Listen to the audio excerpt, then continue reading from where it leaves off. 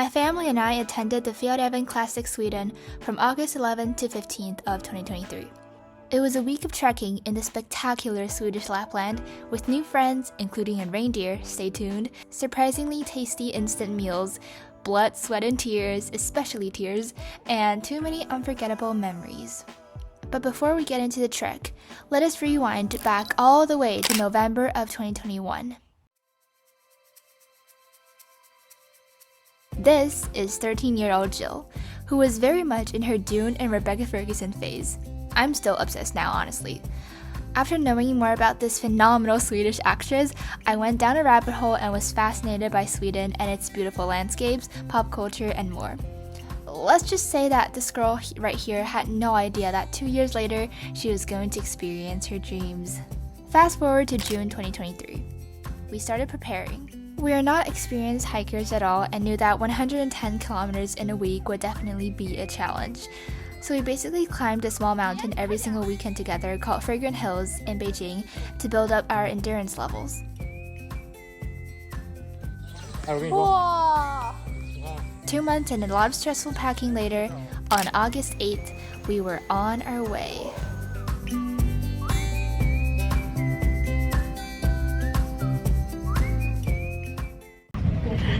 We're going to fly from Beijing to Munich and then from Munich to Stockholm. This flight is going to be 12 hours. I also have my foxes, Betty and Becca with me, of course. Jag flyger idag.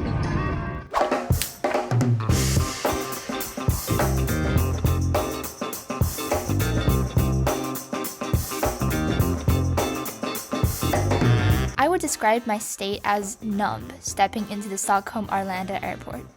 I was excited indeed, but maybe it was because of 14 hours of flying or not traveling abroad in 3 years. My thoughts were limited to 2 while walking terribly fast. Oh my god, 有没有那个 poster? 好冷啊，这是冬天的温度。 Spoilers alert, we never found the Ingrid Bergman poster. Maybe it's at another terminal. Oh well. Anyway, not quite believing this all, we settled into the Radisson Blu Hotel inside the airport. And I fell asleep as soon as my head hit the pillow while my dad suffered from jet lag. Guys, I can't believe this. Now let me explain our itinerary for this 2-week trip. We arrived on the 8th, would spend a night at the airport, then go on the Trekkers train, spend a night there, and arrive at Kiruna, inside the Arctic Circle. We would spend a night there and finally on the 11th drive to Nikkaluokta to start our 5-day adventure, trekking all the way to Abisko. So Fjällräven Classic is a trekking event hosted by the iconic brand Fjällräven. The Swedish edition is, quote, the original and longest classic. After surviving the trek, we would hop into the overnight train again and spend 3 more days in Stockholm. Vi är i Sweden! I'm actually in Sweden. Jag är i Sverige. That is so surreal, guys. Like, it's hard to imagine that I'm actually in Europe, that I'm actually not in China anymore, that I'm like actually in Sweden. As of now, I'm currently in Stockholm, guys. I've never thought that in my teenage years that this would actually happen. We had some time to kill before catching the train in the city Uppsala, so we quickly added running through Uppsala in 40 minutes into our itinerary. This was the first time I'd ever set foot in a European city, and I was mesmerized.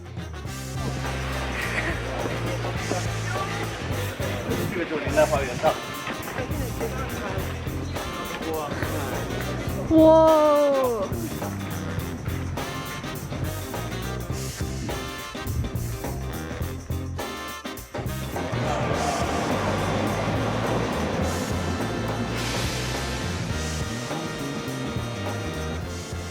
Overnight trains has always sounded fascinating. Staying on a train passing through the lush countryside decorated with fallow red cottages with fellow trekkers from all around the world emitted a sense of dreamlike togetherness. In our cozy sleeper cabins, I fell asleep once again as soon as my head hit the pillow. Not everything went by plan, of course. Our train stopped at the town of Boden due to railroad issues, and everyone got off without knowing when the buses would arrive. I enjoyed the 4-hour bus ride though, as it gave me the chance to see the first reindeers of this trip. There's a reindeer on the road. You're interested? Kiruna is a city famous for its large underground ore mine above the Arctic Circle. As you can see, we felt the chilliness instantly. It was there where we met our guides, who later on during the trek we definitely wouldn't have survived without. We'll get there in a moment. It was also there where I had the best cinnamon bun ever.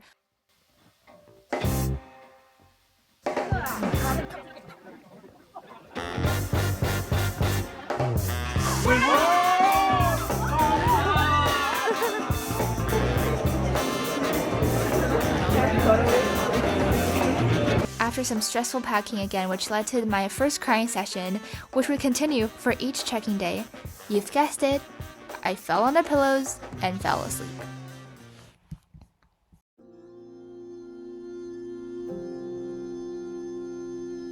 The adventure begins.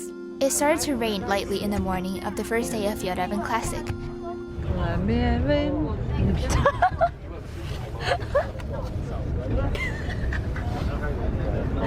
Okay. Yeah.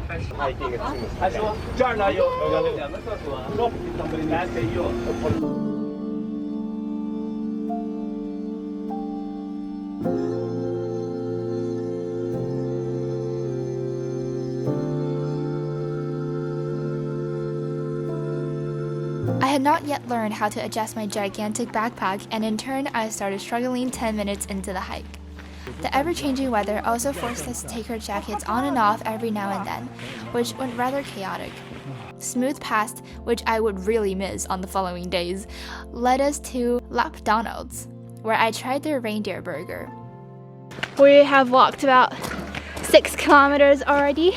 After the warm nourishment, the real trek began. Thick mist enveloped Kebnekaise, Sweden's tallest mountain range, perfectly materializing the lyric "Far over the misty mountains cold" from The Hobbit. Look at these mountains, guys. It's just so majestic, so sublime.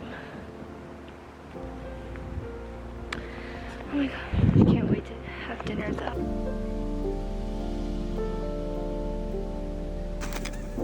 Thank you. Thank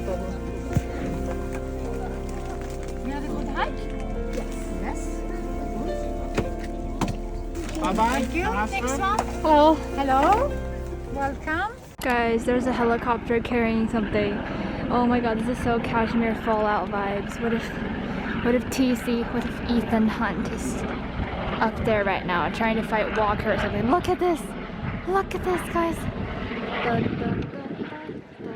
If there is an emergency through the course of the trek, we can be picked up by a helicopter. At the time, my feet were starting to get sore. I am so tired. Jag är trött. Men det är så vackert. Oh, look, someone built something from the rocks. I looked at the hovering helicopter and began to question my faith of completing this trail. After passing through chilly winds, multiple streams, and some wet mud puddles that I had accidentally stepped into, we finally arrived at the campsite for the first night. Are those tents I see?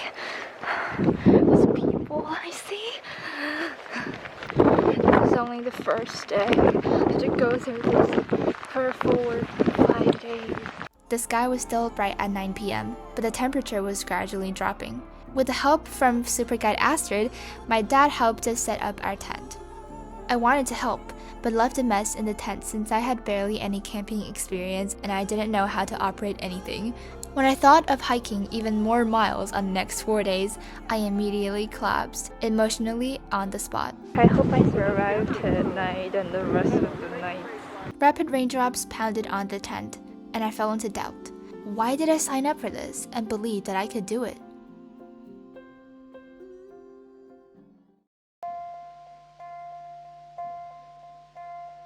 When I don't want to move, I would dream myself making that move. That dream would rewind again and again until I've actually made the move.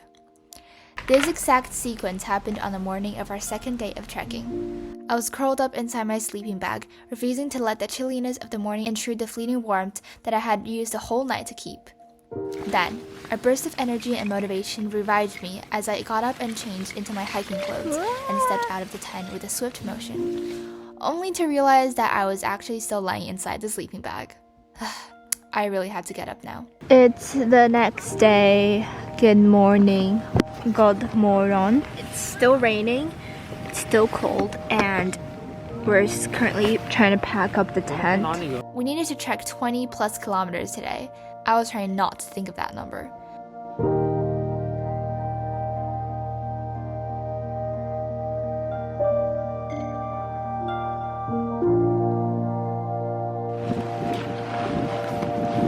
I still wasn't really comfortable with my backpack and didn't know how to adjust the straps yet.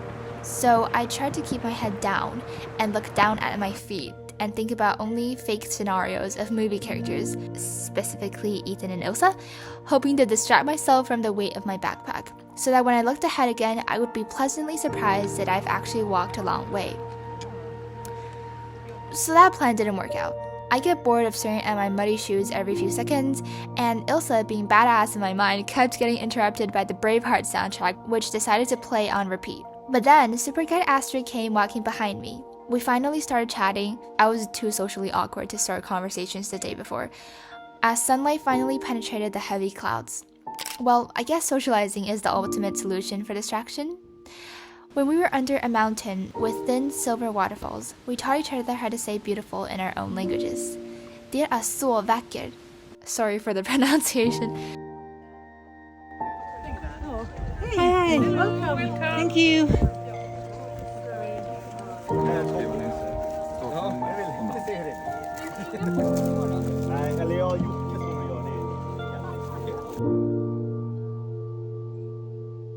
I started to collapse once again in the afternoon. A small hill dotted with stones can be an uncrossable barrier as I walked with extremely sore feet. Looking up, a fellow trekker on the top of the hill pointed repeatedly at something behind me, and as I looked back,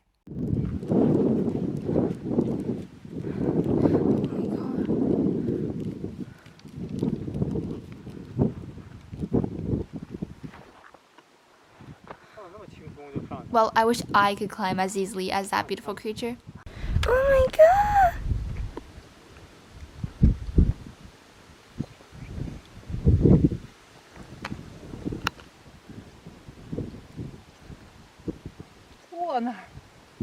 Oh. The evening of the second day had not only crushed me physically, it also sort of defeated my confidence. The rest of my trekking group were almost all experienced hikers who hiked way faster than my family and I, disappearing out of sight in no time. To be honest, aside from the spectacular view, our super guides were the only source of motivation and will for me when I had none to keep going. A rainbow alert from super guide Shanna lifted my weary head. This was honestly the hardest day for me. There were moments accompanied by sore feet when I kept my head low and questioned whether I could finish this trek. But every time I looked up, out of breath, I beheld the most breathtaking things.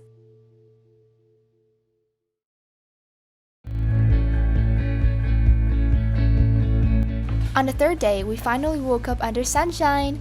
Perhaps it was because we had reached the middle of our 5-day trek, but I felt more rejuvenated and hopeful. We reached Cacoun shortly after we left our campsite, as I finally realized that my fox friends deserved to experience the Swedish Lapland as well. That is apparently a medical camp, so maybe Julia is in there with her husband. Save me, Julia. Save me, This is like another version of Kashmir. And there's a helicopter, so it's like very Fallout vibes.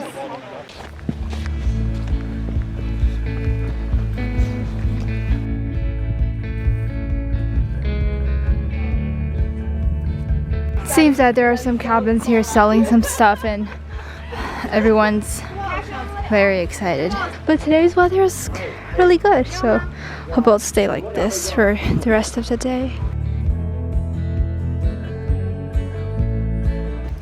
Guys, I hate these roads. Oh, they're not even roads. I hate stepping on rocks. By the way, I love the instant pasta bolognese so much now. I was looking forward to lunch as soon as I finished breakfast. The guides told us that the trail today would be the hardest out of the 5 days, since we had to climb a steep hill. I was feeling rather confident, but after climbing about a third of that hill, I collapsed under my backpack once again. Suddenly, Super Guide Astrid came running down from above and insisted to take my backpack so that I could climb faster. Tack så mycket! The paths after the hill were not so easy to tread either. Rocks upon rocks covered the entire view, and needless to say, they were not friendly to my sore feet at all, and I looked forward to every wooden walkway in sight. Then, Super Guide Emmanuel caught up to chat and told me that rocks are friends and that we shouldn't be afraid to step on them. We were treated with blueberry brownies and coffee, the classic Swedish fika at checkpoint Käktia. I'm sorry if I pronounced anything wrong. The paths we walked that evening went easy on us. Today's weather is so good. It's so much better than last night. Last night was just so hopeless. But this evening is better. And we arrived at our campsite for the first time in 2 days, still smiling, somewhat energetic, and dry. As the sun was setting, very slowly, we were awarded with beautiful sunsets from all directions, and beautiful inner Mongolian songs from a talented fellow trekker in our group. I know that most people say this about hiking/camping, but the third day truly reminded me of just how much we have in our lives in the city. When trekking, we would feel immense relief and happiness just from encountering a wooden walkway, a large stone that we can rest on, a patch of sunlight, or a bite of snack. Whereas in our daily lives, we barely think of anything when we come across these things.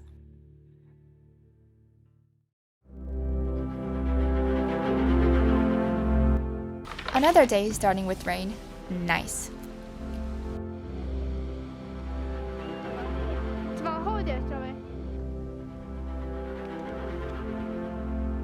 The rain finally stopped after we reached checkpoint Alesjaure, and I want to proudly mention that I finished the entire packet of pasta bolognese that day. Ah, golden hour! And whoa, double rainbow! I've never seen so much rainbows in such a short period of time. Snow mountains, like just perfect view. Oh my god! There are so many rainbows. Look at this, guys. Oh my god. Whoa. Well, it's raining right over there, I think. Looks like a curtain. And guess what? My feet started hurting again in the afternoon with no surprise. But I feel like they've reached their extreme on this day. They weren't just sore anymore. Instead, it was a combination of soreness and numbness and like stinginess. The next checkpoint as well as our campsite felt so close yet unreachable as I looked down at it from a hill. There were many trekkers at the campsite by checkpoint Cacoun, since it was the last place available for camping before entering Abisko National Park. I was secretly delighted that I was about to finish the 4th day without crying at all, as I was about to get my trekking passport stamped. But then, Super Guide Astrid came and helped me take off my backpack again, and instantaneously, feelings of relief, desperation, and gratitude gushed over me. And okay, crying days count 5. Checkpoint Cacoun offered warm pancakes with jam and whipped cream. The best reward ever since this trek. Yes. That night, for the first time of this trek, I did not slip into my sleeping bag as soon as the tent was ready. Instead, I sat by the tent, facing the setting sun illuminating layers upon layers of clouds, and read for a while.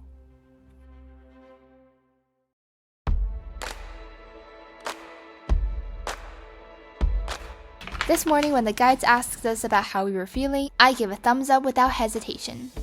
Soon, we arrived at the lush Abisko National Park. The last half-day trek was much easier than the past few days, and we didn't have to worry about being in a hurry. Everyone, including Fedi and Fefe, looked absolutely radiant in the sunshine. After finishing my pasta bolognese for the last time in the woods, we set out to finish this adventure.